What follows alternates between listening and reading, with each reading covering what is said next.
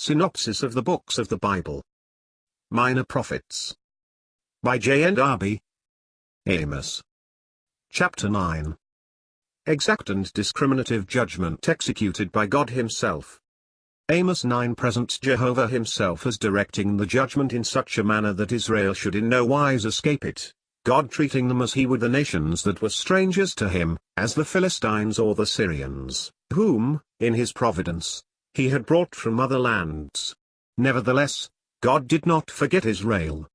He executed the judgment Himself, so that, while Israel should be sifted among all the nations, not one grain should be lost. The wicked who did not believe in the judgment should be overtaken by it. God's ultimate purposes of grace to David's seed and to Gentiles. In that day, that is, in the day of Jehovah's final judgment, He would not raise up the tabernacle of Jeroboam's and of Jehus, although He had given them a place for a time during His long-suffering government, but, fulfilling His own purposes of grace, He would raise up the tabernacle of David His elect, and rebuild it in its glory. He would raise it entirely from its ruins, that His seed might possess the remnant of Edom and of all the heathen that are brought to know the name of Jehovah. See note. At that time Jehovah would also bring Israel back from their captivity, and re-establish them in full blessing. They should enjoy the fruits of their land.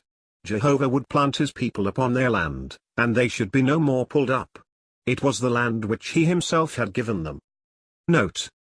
This passage is quoted by the Apostle James in Acts 15.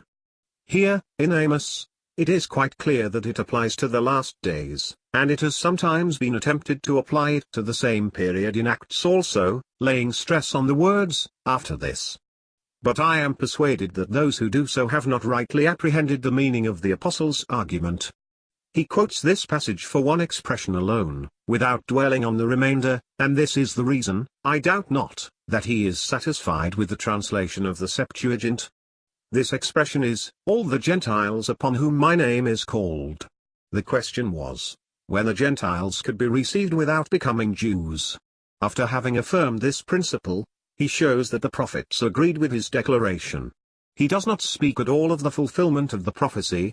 He only shows that the prophets sanction the principle, that Gentiles should bear the name of Jehovah, all the Gentiles upon whom my name is called.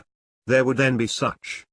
God knew all His works from the beginning of the world, whatever might be the time of their manifestation. End of note.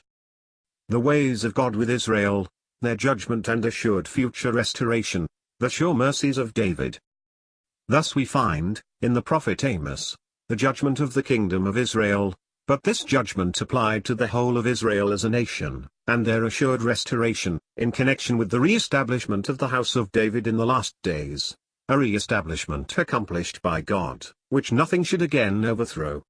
He would plant them, and none should pluck them up, a testimony which assuredly has never been fulfilled, and as assuredly will be. Israel shall be in their own land and never again removed.